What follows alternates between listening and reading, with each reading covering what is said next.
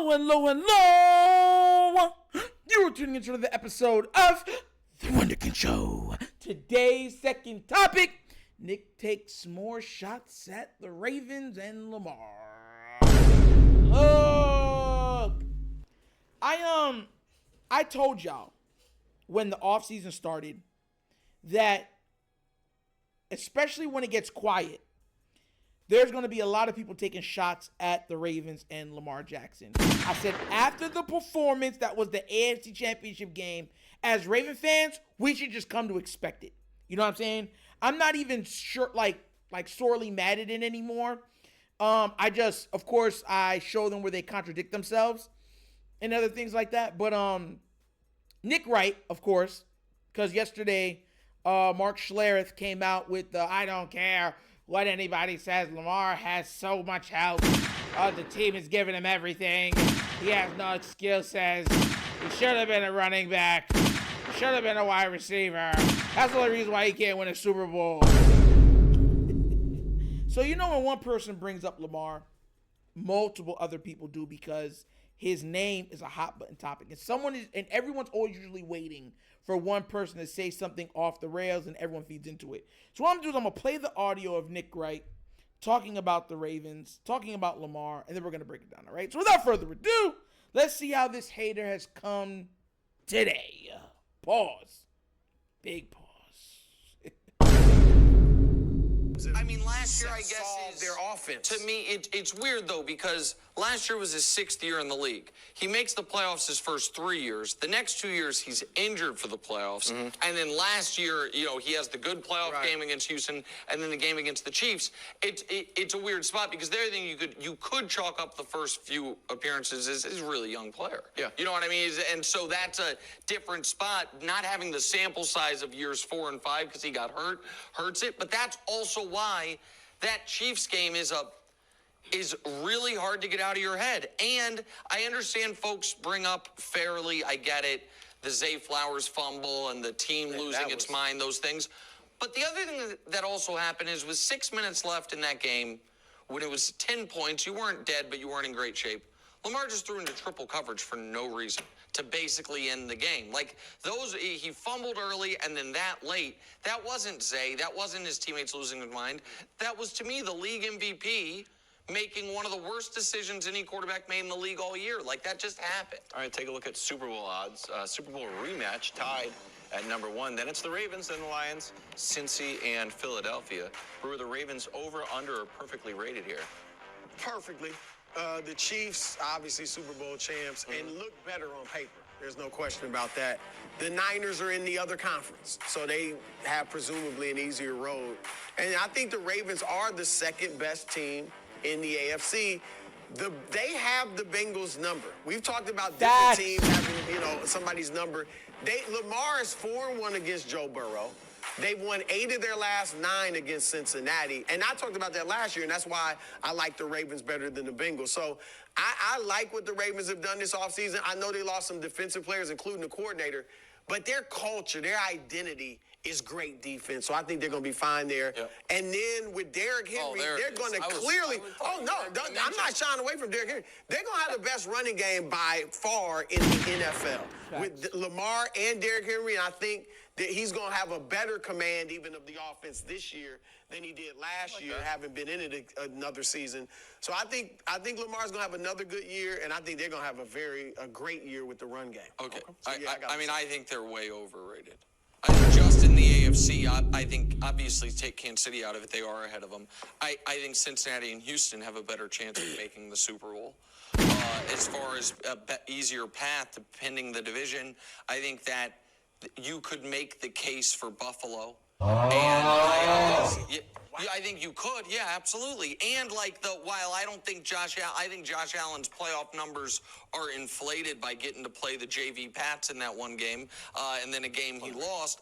Nobody can say he plays his worst football in the postseason. And so I think that the Ravens, for me, would be like 5th or 6th in the AFC. Wow. This is to win the Super Bowl. This isn't to have the best regular season. It is all that this is do we think this team can win 3 or 4 consecutive playoff games? And because of everything we said in the last 10 minutes, I have a really hard time buying that they can. Listen. The only thing that I will say, the only name that is in the way of us winning 3 straight is Jonathan Harbaugh. I know his name's not Jonathan, but I just felt like calling him Jonathan. That's the only way. Okay? That's the only way. And I'll keep saying this. Look, for him to come out and say the Ravens are overrated, it's hilarious to me because this is what... Remember, last year they said the Ravens wouldn't make the playoffs. And then they said, oh, there's no excuse. They have the best team in the league. And it's like, you didn't even pick them to make the playoffs. Oh, well, I mean, it was a long time ago, and we're here now. Forget what I said before. They're the best team in the league. No excuse. Win. This is my problem, and I'll keep hammering this on with the Ravens. They are too Lamar-centric. You understand what that is? Lamar himself is probably, individually, the best player in the league. And what I mean by that is he's not the most accomplished because that would go to Mahomes and you know what I'm saying, and Aaron Rodgers. But we're talking about individual, meaning regardless of who's on the field with you, he affects the game more than any other player in the entire NFL. More than Mahomes. We've seen what Mahomes looks like without a line. We've seen what he looks like. We saw in the Super Bowl. The man couldn't even score a touchdown. Lamar's had to deal with that and shoddy receivers and bad play calling and bad coaching. And everyone just expects him to win. Not because they expect something high of him, because they hate him. So what they do is they keep moving the goalposts to say, well, since you're so good and since you're so great, let me see if you could do this. And because the last thing on the list is the Super Bowl, they keep hammering that 1 point home. Mind you, Joe Burrow hasn't won a Super Bowl. Josh Allen hasn't won a Super Bowl. Lawrence hasn't won a Super Bowl. Herbert hasn't won a Super Bowl. So then you start looking at it and being like the only one out of the young guys that have won a Super Bowl is Mahomes. So why is he the only, and Allen hasn't won a Super Bowl, so why is he the only one that has so much over his head to achieve? And all of them who has yet to get any MVPs, have yet to lead the league in passing touchdowns, have yet to have the best record in the league also. Why is so much on him? Now it's, well, because of all of his accomplishments, we can hate on him any further. That's literally their argument. Let me talk to somebody. That's their argument. Their argument right now is like, well, okay, we might have been wrong somewhat about him, but since he's so great in the regular season, there's no excuse for anything for him not to achieve multiple Super Bowls in the postseason. And if he doesn't, he's not a good player. He's not a great player. He's not a top 5 player. And these other guys who have just absolute monster rosters offensively, one and done in the playoffs, only score 15 points and stuff like that. And so, they tried so hard. They've come so far. I still believe in them. Next year's all right. Come on. Thumbs up, dudes. Yeah. Not for Lamar. Not for the Ravens. This is my problem. Because, look, I'm going to be real with y'all.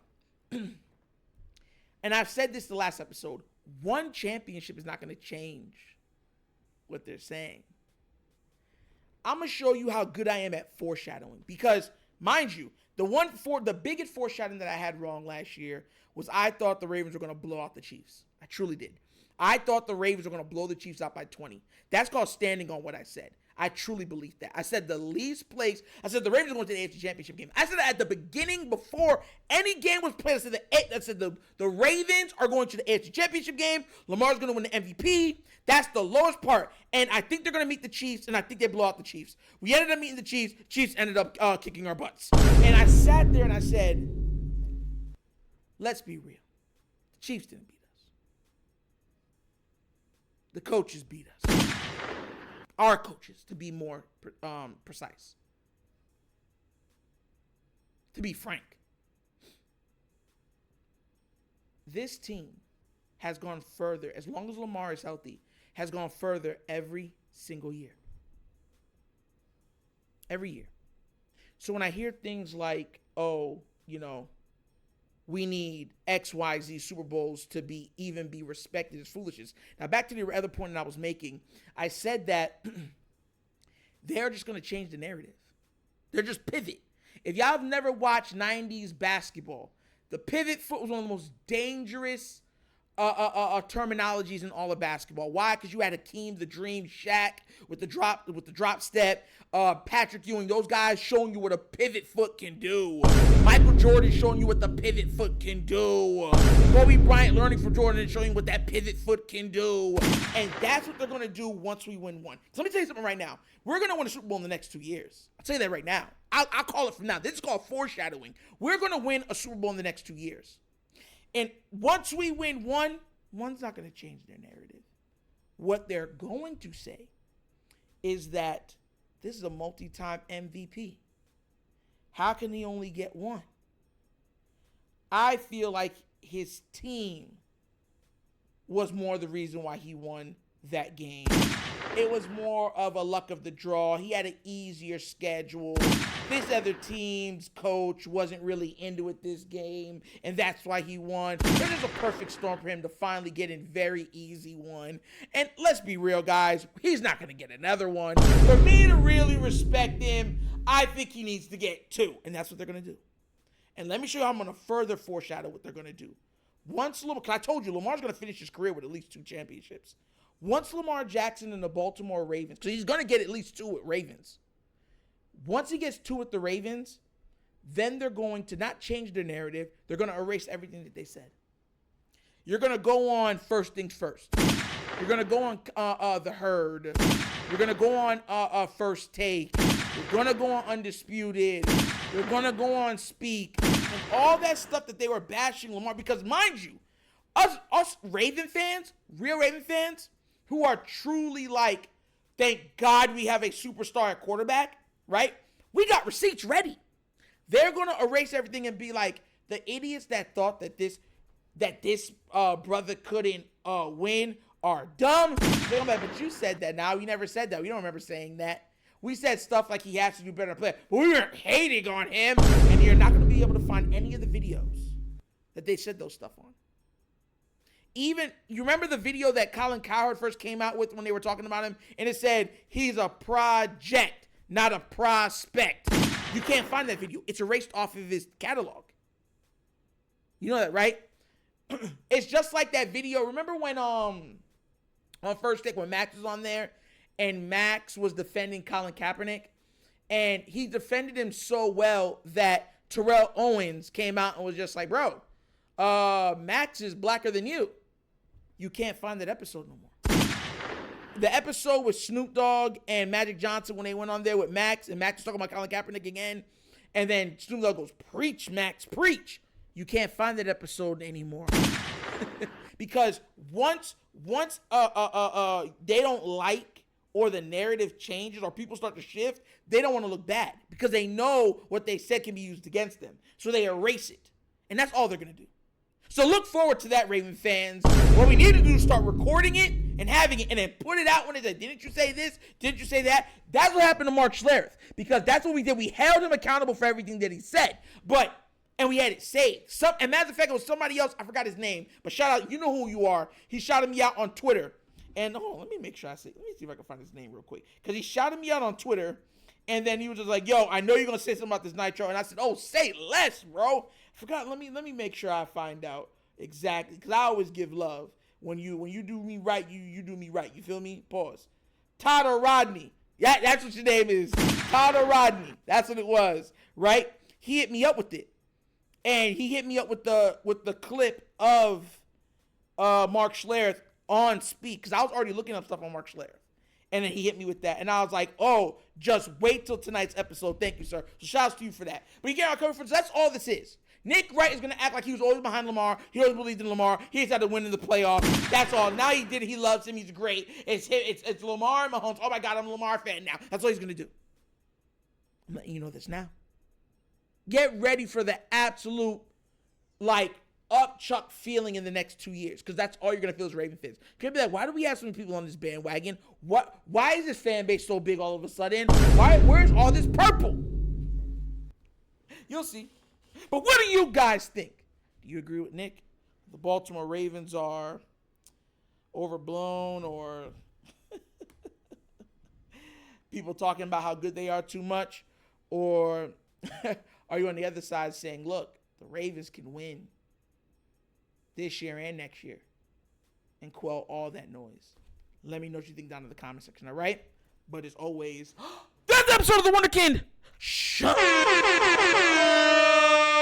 Thank you for watching. I know how we get down. We have fun and we laugh, but everything we talk about rooted in what? Facts and truth.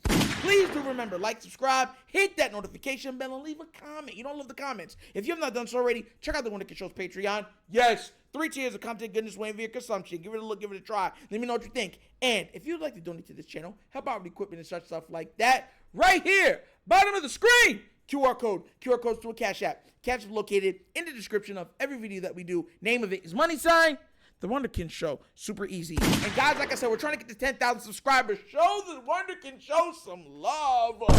Tell people about it. What's love got to do? Got to do with it. Who needs a heart when your heart can be broken?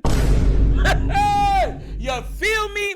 But that's the episode of The Wonderkind Show. This is your host, Nick, signing off. And as always, you know my slogan. Peace. And I am out of here. What? Yerp! Finish him, Daddy.